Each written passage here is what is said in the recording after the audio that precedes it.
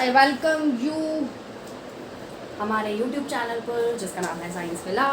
और आज हम पढ़ने वाले हैं रदरफोर्ड मॉडल के ऑब्जर्वेशन, जो कि आप स्क्रीन पर अच्छे से देख पा रहे हैं। जिन बच्चों ने रदरफोर्ड मॉडल का एक्सप्लेनेशन ढंग से नहीं समझा वो इससे प्रीवियस वाली वीडियोस देखेंगे, लेकिन जिन बच्चों ने वो पढ़ लिया है, जो हमारे साथ स्टार्टिंग से जुड़े हुए हैं, वो ऑब्जर्वेशन देखेंगे आज। तो भाई हमने रदरफोर्ड मॉडल में इतना पढ़ लिया था कि यार जे थॉमसन तो गए, जे थॉमसन ने हमें कुछ खास एक्सप्लेनेशंस नहीं दी थी।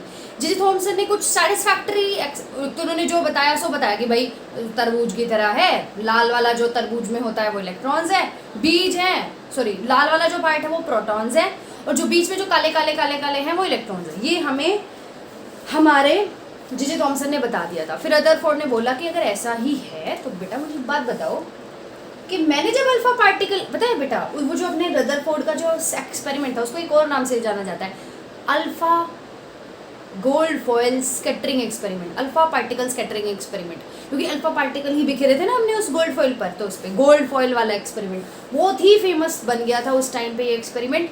ठीक है, तो वो सारी चीज़ें थी। तो उन्होंने पूछा, इन्होंने अपने रदरफोर्ड ने जे थॉमसन से, अगर ऐसा है, अगर हर जगह इक्वल डिस्ट्रीब्यूटेड है, तो क्यों सीधे जा रहे हैं मेरे अल्फा पार्टिकल गोल्ड फॉयल से टकरा के, क्यों कुछ एंगल से डाइवर्ट हो गए, क्यों मेरे अल्फा पार्टिकल वापस आ गए। तो इस चीज़ों का जवाब हमारे जे थॉमसन के पास नहीं था। तो जे थॉमसन पूरा मॉडल बेसिकली फेल हो गया था। कई टाइम तक वो चला, 1905 के आसपास आया था, कुछ टाइम तक वो चला जे थॉमसन का, लेकिन वो टोटली ख़राब हो गया। अब हमारे रदरफोर्ड ने बेहतरीन एक्सप्लेनेशन दी, इतना अच्छे से बताया सारी चीज़ें। उन्होंने अपने ऑब्जर्वेशन में क्या देखा, पहले तो क्या करी, मान लो ये अपनी गन थी, लेड बॉक्स की गन बना के उन्होंने उसमें अल्फा पार्टिकल डाले, स्ट्राइक कराए गोल्ड फॉइल पर, और जिंक सल्फाइड की लेयर। मैं अब बार बार नहीं बताऊंगी क्यों जिंक सल्फाइड की लेयर ली थी, क्योंकि अगर आप अपने पार्टिकल को फेंक रहे हो वो आपको दिखेंगे तो नहीं, क्यों नहीं दिखेंगे, क्योंकि भाई पार्टिकल इतना छोटा होता है, आप अपनी नंगी आंखों से नेकेड आई से नहीं देख सकते आप अपने पार्टिकल्स को। हम अपने पार्टिकल को नेकेड आई से नहीं देख सकते, तो वी नीड सम ऐसी चीज़, हमें कुछ ऐसा सेटिंग बैठानी पड़ेगी कि भाई अपने को दिख जाए पार्टिकल। तो हमने क्या करा, जिंक सल्फाइड की लेयर लगा दी, जिससे कि भाई कोई पार्टिकल टकराता है तो रंग शो करता है। तो जहाँ से कलर शो हो रहा है, मतलब समझ लो वहाँ से पार्टिकल टकरा के जिंक सल्फाइड पे जाकर चिपक रहा है। तो ये चीज़ हमने दिमाग लगा के करी, हमने नहीं, सॉरी रदरफोर्ड में, अपने पास तो कहाँ इतना भेजा है। तो क्या हुआ, कुछ पार्टिकल, अब observation, most of the particle, कौन, अल्फा पार्टिकल, जो कि कहते हैं हीलियम 2 पॉजिटिव, पास्ड स्ट्रेट, कुछ पार्टिकल गोल्ड फॉइल से टकराते हैं और सीधे चले जाते हैं। ये उनकी पहली ऑब्जर्वेशंस थी। पेपर में आ सकता है what are the observation of the Rutherford model, तो मैंने आपके सामने लिख दिया, पेपर में यही चिपका के आनी है। लेकिन बेटा समझ में आना चाहिए, दैट डजंट मीन रट लिया हो गया, no, you have to understand the concept behind all these, right, concept समझ आना चाहिए। तो पहली पॉइंट क्या उन्होंने नोटिस करा, most of the alpha particle pass straight away from the gold foil. ये गोल्ड फॉइल के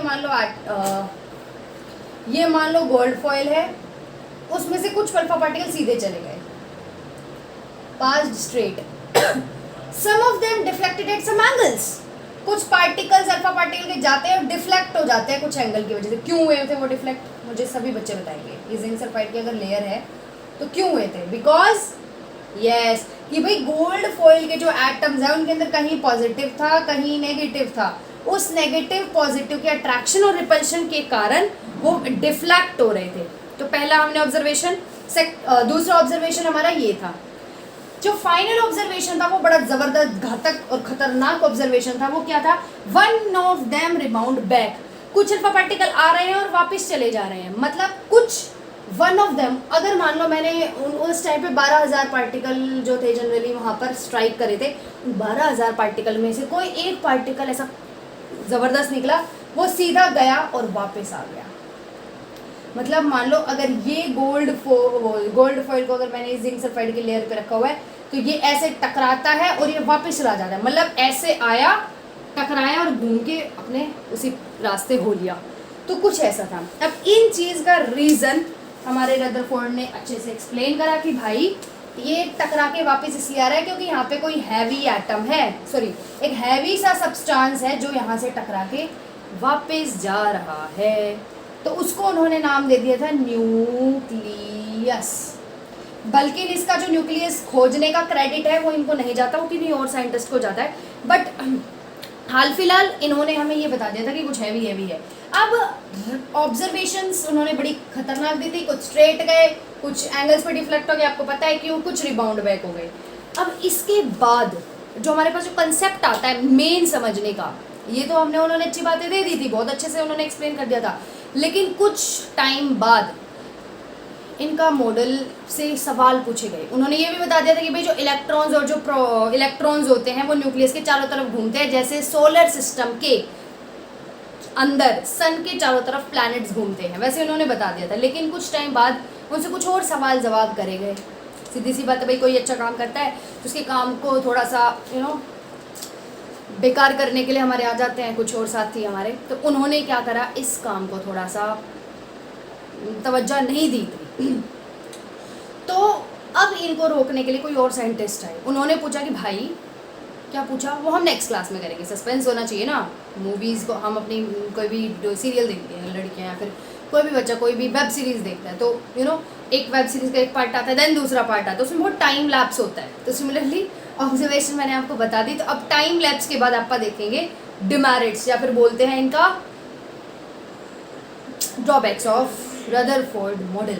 ठीक है बेटा जी, तो अब रदरफोर्ड मॉडल की हम ड्रॉबैक्स पढ़ेंगे, उसके बाद हम रदरफोर्ड मम, फिर रदरफोर्ड मम करने के बाद आप पढ़ेंगे नील्स बोहर का मॉडल, उसके बाद ये चैप्टर 50% मम, उसके बाद वो छोटे छोटे टॉपिक्स बच जाते हैं जैसे वैलेंसी वगैरह, ये अपने को आती ही है क्योंकि हमने एटम एंड मॉलिक्यूल्स में बहुत टाइम वेस्ट करा था वैलेंसी के ऊपर, तो हम वो भी डिटेल में डिस्कस करेंगे, राइट। तो तब तक के लिए bye bye, tata, will meet you in the next class.